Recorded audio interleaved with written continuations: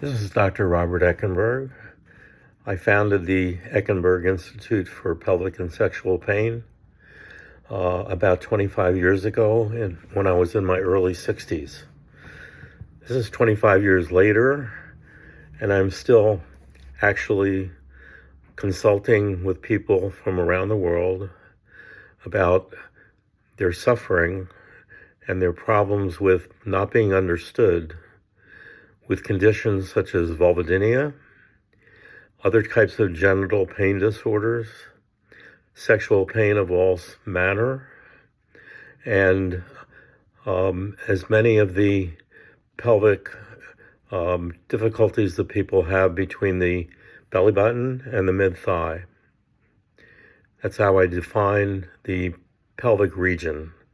Everything between the belly button and the middle of the upper thighs contains the tailbone, the hips, the pubic area, the genital area, the whole saddle area, and everything inside.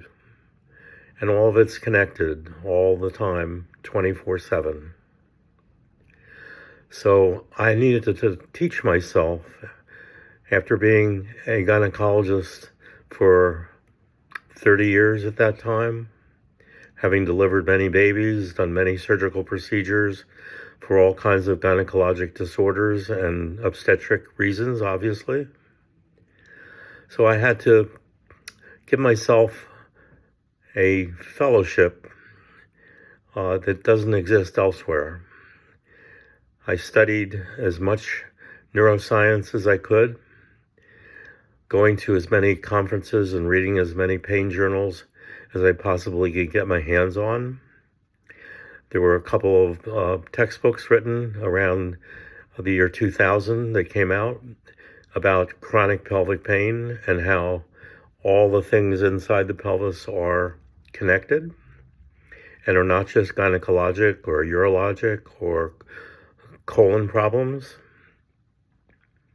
The connection between all of those issues and all of the structural issues, structural parts of the pelvic area, including all the muscles, nerves, ligaments, joints, even skin, and other structural parts of the pelvis are all intimately connected from the time we're born until the time we pass away. So my interest at this point was, because of my age, to develop a teaching program for a number of practitioners that I've successfully done over the last couple of years. And since I've done that, I now have been able to actually work from home, do telehealth educational consultations for individual patients or for groups, or give webinars, or teach all of the stuff that I have learned. And we have seen about 2,400 very complex pelvic pain and genital pain patients, both male and female, from around the world over these past several decades. I would like to let all of the pelvic physical therapists around the country, and around the world for that matter, to know that I have developed a short teaching mentorship that I can give to any practicing physician, nurse practitioner, physician assistants, PAs, and any other type of practitioner that would want to know how to pick up these young women and men before they become chronic and extremely difficult to care for and to care for themselves. So many of the things that I have developed are easy to learn. They are based on neuroscience, up-to-date neuroscience, because we're talking about chronic pain in the pelvic region. And there are no pain management specialists, hardly anywhere that take patients that say they have pelvic and genital pain. The doctors who work in the pelvis have not really studied pain science and know little about how to incorporate how pain is actually processed. So we eventually developed a program as well that depends on a biopsychosocial model, as well as relying on sensory awareness techniques, minimally invasive office-based procedures that are not uncomfortable, but actually are able to diagnose which muscles, which nerves, which part of the pelvis are actually combined to form what I call a complex regional pelvic pain syndrome, period. Yeah. So many people have sought our help, and we have made good progress with combining all of the things that I've just mentioned. I would like to say that mentorship that I do is very worth it, because it can teach people simple office-based physical examination ways in which to examine both men and women in the pelvic region, more of a neurological exam, and how to teach that to the patients themselves about how many things that they have been told in the past may not be actually the reasons for their pain.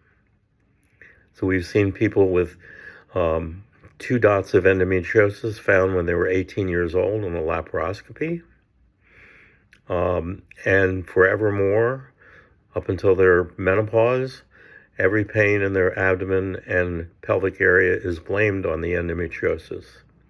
But I've also seen now many people who have been given a diagnosis of interstitial cystitis early on, and everything is blamed on that.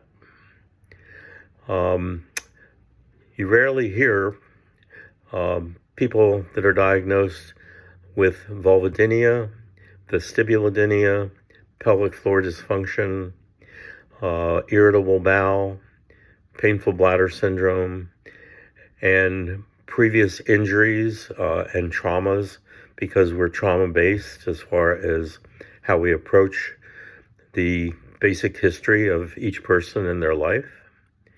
So I want to pass on as much as I can into the future by, I've already taught a number of practitioners who are now located mostly on the East Coast. And my interest is in teaching more. And I would be very happy to talk to any pelvic physical therapist or anybody seeing these people on a regular basis to reach us through the EckenbergInstitute.com. And I would be willing to have a free demonstration call with any of you. We just need an hour to show you some slides and some information that I give to all patients and to all the practitioners that I am training. It will make a difference in how you think about approaching all of these patients that sometimes you're doing well with, but then you plateau and can get no further progress with. Wouldn't you like to have practitioners out there that you could work with locally who also understand how to approach these patients in a much more gentle and much more safe and much more effective way in which to educate them about their pain and give them some tools and a tool chest that they can work on into the future. So if you're interested, please reach our website, the EckenbergInstitute.com, and get in touch with us through either the phone connection or by email. and let us know if you'd be interested in having a session just to chat with me about how to recruit others, perhaps, and that may be interested in learning how to do what I've been doing now for the last quarter of a century. I thank you for your attention, and I hope to be able to hear from you whenever you're interested, and hope to talk with some of you in the near future. Thanks. Take care.